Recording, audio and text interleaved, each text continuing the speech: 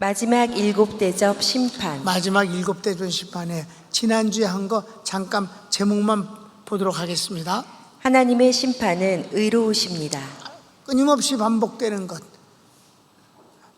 믿지 않는 놈들이 하나님이 사랑이라더니 그렇게 사람을 죽이냐? 하나님 사랑이라면서 그렇게 무지막지하게 고통스럽게 하냐?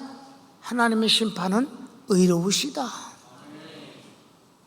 공의로우신 거고 마땅한 것이고 잘한 것이다. 그 1절부터 7절까지예요. 그래서 내용 보면 시작. 마지막 일곱 대접의 심판입니다. 그 다음에 2번. 첫째 대접 독종. 그 다음. 둘째 대접 바다가 죽은 자의 피같이 되어 바다 생물을 죽입니다. 또. 셋째 대접 강과 샘물이 피가 됩니다. 그리고 마지막 심판 재앙은 구약의 애굽에 대한 재앙을 떠오르게 합니다. 그거 우리가 비교해 봤어요. 6번. 전에도 계시고 지금도 계신 거룩하신 하나님의 심판은 의로우십니다. 의로우시다. 7번. 성도들과 선지자들을 죽인 그들을 심판하신 것은 합당하고 참되고 의로우십니다. 죄악이 많지만 여기서 주님이 심판하시는 것에 대한 내용을 한 가지만 예를 든 것이 주의 종을 죽였다. 하나님의 사람들을 죽였다. 용서하지 않으신다. 아멘. 그게 이제 의로우신 하나님의 심판에 대한 예로서 마지막 준 거예요. 큰 2번. 심판받는 자들이 결코 회개하지 않습니다. 절대로 하지 않는다. 가로치기 1번.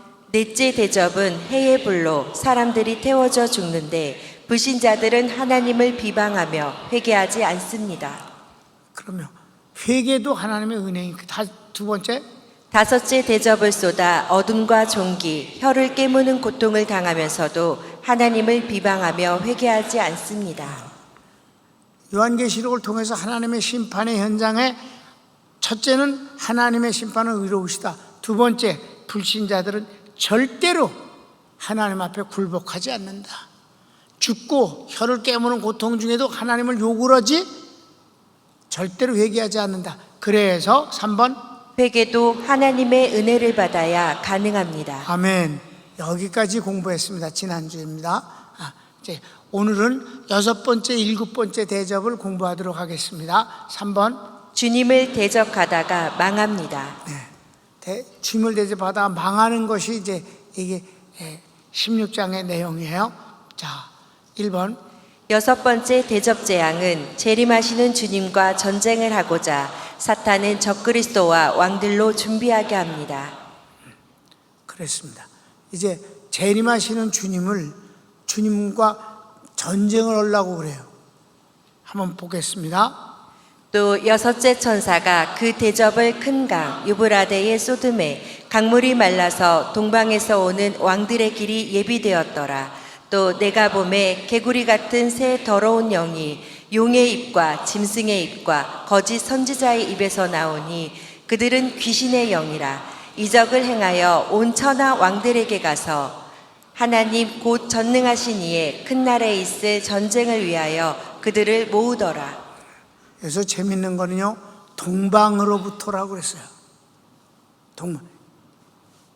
적그리스도의 왕국은, 수도는 전 세계를 통일을 시킨 이 세계 통일 국가의 수도는 예루살렘입니다. 예루살렘에서 동방으로부터 오는 이라고 그랬어요. 동방으로부터 적군들을 모은다. 이건 아주 재미있는 표현이에요. 왜 주님이 서방이나 북부나 남방이나 다 있는데 동방으로부터 일할까? 약간의 추측을 할 수가 있어요. 공산권의 나라들이 휴거되지 않았을 거 아니냐 이 말이에요. 그들이 이제 통일국가의 중요한 군대의 자산이라고 볼 수가 있는 것입니다. 그들이 올 수 있는 그 길이 그때 아주 가물어서 육로가 활짝 열려서 그들이 예수님과 세계대전을 일으키기 위해서 모으는 일에 용이하다고 그랬습니다. 난 여기 동방이라는 이쪽 동쪽으로부터 왔다는 말을 약간 관심 있게 재미있게 생각합니다. 그 다음 봅시다. 주님의 재림이 임박하니 구원받은 성도, 유대인과 이방인들은 신앙의 정절을 지키는 자가 복이 있다고 하십니다. 그러니까 이제 이 유대민족과 구원받은 이방인들이 7년 대환란 이 후반부에 이 하나님 지켜주시고 있으니까 그네들이 신앙을 잘 지키기를 주님은 원하고 계십니다. 잘해라 잘해라. 왜? 현실적인 면에서는 적그리스도가 굉장히 권력이 세고 뭐든지 다 할 수 있는 그런 환경이다 이 말입니다. 성경을 읽을까요? 보라, 내가 도둑같이 오리니 누구든지 깨어 자기 옷을 지켜 벌거벗고 다니지 아니하며 자기의 부끄러움을 보이지 아니하는 자는 복이 있도다. 그렇습니다. 그런데 바로 이들이 이렇게 정절을 지키는 이 구원받은 성도들을 하나님께서 나중에 어떻게 하시느냐? 3번 봅시다. 재림하시는 주님께서 신앙의 정절을 지킨 성도들과 혼인잔치를 베푸십니다. 이건 16장은 아니에요. 16장은 재앙만 쏟아지는 거고 이 일은 19장에서나 이루어지는 일이에요. 이 16장에는 재림의 주님이 재림하시기 전에 마지막 재앙을 내리는 것인데 여기서 권면을 하셨는데 그렇게 신앙의 정절을 지킨 사람들을 하나님이 혼인잔치를 베푸신다 이 말이에요. 언제? 재림하시는 주님께서 그렇게 하신다. 성경을 읽읍시다. 시작. 우리가 즐거워하고 크게 기뻐하며 그에게 영광을 돌리세. 어린 양의 혼인 기약이 이르렀고 그의 아내가 자신을 준비하였으므로 그에게 빛나고 깨끗한 세마포 옷을 입도록 허락하셨으니 이 세마포 옷은 성도들의 옳은 행실이로다 하더라. 천사가 내게 말하기를 기록하라. 어린 양의 혼인잔치에 청함을 받은 자들은 복이 있도다 하고 또 내게 말하되 이것은 하나님의 참되신 말씀이라 하기로. 아멘. 이건 19장에 있는 얘기다 이 말이에요. 그러니까 신앙의 정절을 잘 지키라라고 하는 것이 16장인데 이것에 대한 응답이 그렇게 혼인잔치로 재림하시는 주님이 이루신다는 것을 미리 여러분에게 알린 것뿐이에요. 그 다음에 새 영, 사탄, 적그리스도, 거짓 선지자가 모든 군대를 아마겟돈이라는 곳으로 모읍니다. 여러분 아마겟돈 전쟁이란 말은 뭐 많이 들어봤잖아요, 그죠? 아마겟돈을 모았어요. 아까 얘기했어요. 동방 쪽에 있는 군대가 다 모였다. 그렇게 용이하게 됐다. 바로 주님께서 비가 내리지 않게 하셔서 저희들은 강이 말라버림으로 말미암아 그 이동이 아주 더 용이했다라고 그래요. 자, 성경을 읽읍시다. 새 영이 히브리어로 아마겟돈이라 하는 곳으로 왕들을 모으더라. 후 3년 반에선 왕이 열입니다. 나라가 세계를 10부럭으로 나누었어요. 그래서 열왕입니다. 그 왕들을 다 모으라. 재림하신 주님하고 한번 전쟁을 해서 이겨보겠다는 거죠. 그런데 4번 그러나 아마겟돈 전쟁은 일어나지 않습니다. 재림하시는 주님께서 저들에게 형벌을 내리십니다. 여러분 주님이 저들과 전쟁하실 계급이야? 저희들은 전쟁을 하려고 모았지만 주님은 그냥 한 방에 날려버리시는 거예요. 아셨습니까? 이것도 앞으로 될 일이에요. 19장에 될 일이야. 그래서 19장에서는 그들이 이렇게 아마겟돈으로 사람들을 모으지만은 주님은 어떻게 하시는가? 사탄은 무저갱에 갇히고 자, 성경을 읽읍시다. 또 내가 봄에 천사가 무저갱의 열쇠와 큰 쇠사슬을 그의 손에 가지고 하늘로부터 내려와서 용을 잡으니 곧 옛뱀이요 마귀요 사탄이라. 잡아서 1000년 동안 결박하여 무저갱에 던져 넣어 잠그고 그 위에 임봉하여 1000년이 차도록 다시는 만국을 미혹하지 못하게 하였는데 그 후에는 반드시 잠깐 노일이라. 아멘. 이건 20장이에요. 왜 순서가 사탄이 맨 위니까 사탄은 그렇게 무저갱에 1000년 동안 가둬놓아요. 그게 1000년이 뭘까요? 지상에선 1000년 왕국이 일어나야 되니까. 여러분 사탄이 없으면 마귀가 없으면 귀신이 없으면 병도 없고 재난도 없어요. 아무것도 없어요. 그렇기 때문에 천년왕국은 지상낙원이 되는 것입니다. 그러니까 가둬놓고 그 다음에 이제 그 사탄의 쫄개가 둘이 있죠. 하나는 적그리스도, 그 밑에서 나팔수 역할을 하는 거짓 선지자. 이 둘은 어떻게 될까? 2번, 적그리스도와 거짓 선지자는 지옥에 들어가고 산채로 들어가는 첫 번째 지옥에 들어가는 주인공이 바로 이들입니다. 성경을 봅시다. 또 내가 보매 그 짐승과 땅의 임금들과 그들의 군대들이 모여 그 말탄 자와 그의 군대와 더불어 전쟁을 일으키다가 짐승이 잡히고 그 앞에서 표적을 행하던 거짓 선지자도 함께 잡혔으니 이는 짐승의 표를 받고 그의 우상에게 경배하던 자들을 표적으로 미혹하던 자라. 이 둘이 산채로 유황불 붙는 못에 던져지고. 아멘. 지옥의 첫 번째 손님은 적그리스도와 거짓 선지자입니다. 아멘. 여러분, 그림이 명확하게 그려지지 않아요? 순서가. 그 다음에 불신자들, 이 적그리스도에게 속한 자들은 어떻게 되는가? 3번, 나머지는 주님의 입으로 나오는 검에 몰살당합니다. 그렇습니다. 성경을 읽읍시다. 그 나머지는 말탄 자의 입으로부터 나오는 검의 죽음에 모든 새가 그들의 살로 배불리더라. 아멘. 주님의 말씀으로 그냥 죽여버리신 거예요. 전쟁을 안 하셔요. 그냥 말씀으로 죽이신 거예요. 아멘.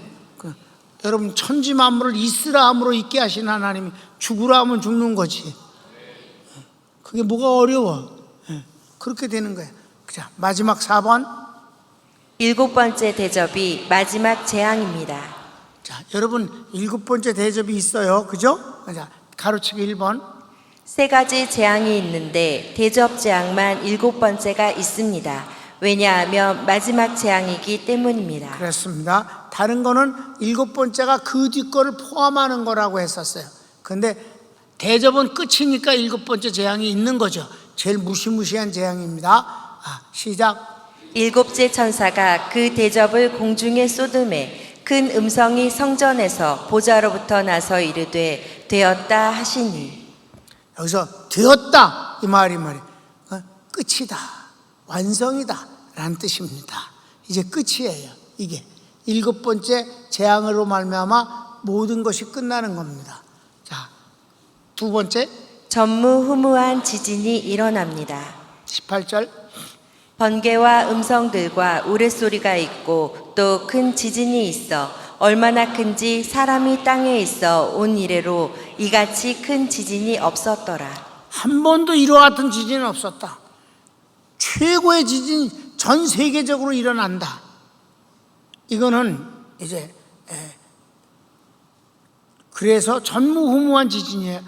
6장은 뭐라 그랬어요? 6장은 7년 대환란 전체를 요약한 거라고 그랬죠? 그 바로 6장에서 이거를 미리 얘기했어요. 6장 거를 한번 봅시다. 6장 12절. 내가 보니 6째 인을 떼실 때에 큰 지진이 나며 해가 검은 털로 짠 상복같이 검어지고 달은 온통 피같이 되며. 아멘. 왜 이런 표현이 나올까요? 지진이 일어나면 뭐가 터져요? 화산이 터지잖아요. 화산이 터지면 하늘이 완전히 막 화산재로 다 깜깜하게 되는 거죠. 불비가 내리는 거죠. 이런 게 이 마지막 재앙 때 일어나는 7번째 대접이에요. 그런데 가로치고 3번을 보면 이 마지막 지진 재앙은 심판일 뿐 아니라 천년 왕국을 준비하게 됩니다. 이것으로 인해서 수많은 사람들이 죽고 그리고 막 세상이 어마어마하게 변하는데 이것이 심판이면서 한편으로는 천년왕국의 지상낙원을 만드는 준비다. 왜? 어마어마한 사람들이 천년 동안 사는데 그 인구 폭발이 말도 못한 상상을 초월해요. 천년 동안 애를 낳아. 늙지도 않아.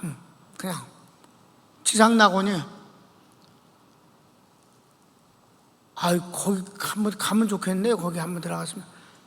그때 우리는 왕 노릇해. 왕 노릇하는 거하고 그 육신으로 가꾼 건 좀 삶이 다르지 않겠어요? 다르지. 우린 부활한 몸이니까 다르지. 자, 성경을 읽어봅시다. 큰 성이 세 갈래로 갈라지고 만국의 성들도 무너지니 큰 성 바벨론이 하나님 앞에 기억하신 바 되어 그의 맹렬한 진노의 포도주 잔을 받음에 각 섬도 없어지고 산악도 간데 없더라. 섬이 없어진다. 산악도 산맥이 없어진다. 그냥 평지가 돼버린다. 그래야 천년왕국의 지상낙원이 이루어지기 때문입니다. 그래서 마지막 4번, 하나님의 대적자들은 끝까지 회개하지 않습니다. 이 원론이 다시 한번 나온 거예요. 절대로 그들은 그렇게 많이 죽어도 회개하지 않는다. 21절, 또 무게가 한 달란트나 되는 큰 우박이 하늘로부터 사람들에게 내림에 사람들이 그 우박의 재앙 때문에 하나님을 비방하니 그 재앙이 심히 크미러라. 아멘. 여러분, 이게 한 달란트는 32kg예요. 32kg짜리 우박이 떨어지면 그거 맞으면 그냥 가는 거지 뭐.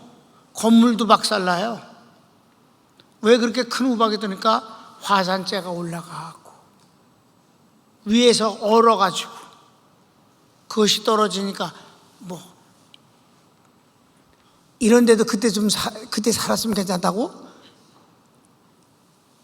그러지 말어. 그냥 그래도 하나님께서 그 유대 민족과 구원받은 백성들은 유월시켜 주십니다. 유월을 시켜 주십니다. 유월시켜 주는 그곳이 낙원 같지는 않아요. 그냥 피해를 안 볼 뿐이다. 아멘. 손을 모으세요.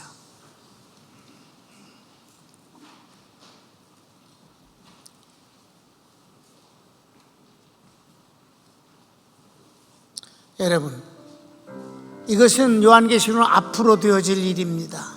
계시입니다. 앞으로 될 일을 미리 보여주신 것을 아포칼립시스, 계시라고 그럽니다. 우리가 나와는 상관없을 것 같은 이 마지막 때에 되어질 이 계시가 왜 중요하냐? 여러분, 어떤 권사님이 나한테 전화 왔습니다. 목사님이 복음을 통해서 가르쳐 주심으로 말미암아 주변 사람들이 막연히 두려워하는 것을 전혀 두려워하지 않고 산다는 것이 얼마나 큰 복임을 실감하고 있습니다. 사람들은 막연한 두려움 속에서 평생을 살고 그 막연한 두려움은 현실적으로 생기지 않는 것입니다. 99%가 안 생기는 것을 사실은 염려하거나 두려워하면서 삽니다. 복음의 사람이 되면 이 막연한 두려움이 없어지는 것입니다. 장차 되어질 이 놀라운 계시를 알므로 말미암아 그 하나님이 나의 하나님 되시고 나를 궁극적으로 책임져 주시고 인도해 주시고 축복해 주시는 분이라는 사실 그 자체만으로도 우리는 세상의 두려움에서 벗어나서 하나님과 함께 살 수 있다는 축복을 받은 것을 믿으십시오. 그 자체도 큰 복이 옳시다. 하나님의 이름을 부르면서 살 수 있다는 것이 큰 복이라는 걸 오늘 담임 목사가 개인적으로 감사해서 정말 가슴이 뭉클하고 눈시울이 붉어졌었습니다. 나 같은 것이 천지를 지으신 하나님을 그 이름을 내가 부르면서 삽니다. 그 하나님 앞에 성도들과 함께 예배를 드립니다. 성령님이 도와주시고 말씀이 우리 가운데 넘칩니다. 다 같이 주여 한번 부르기도 합시다. 주여, 사랑하는 주님.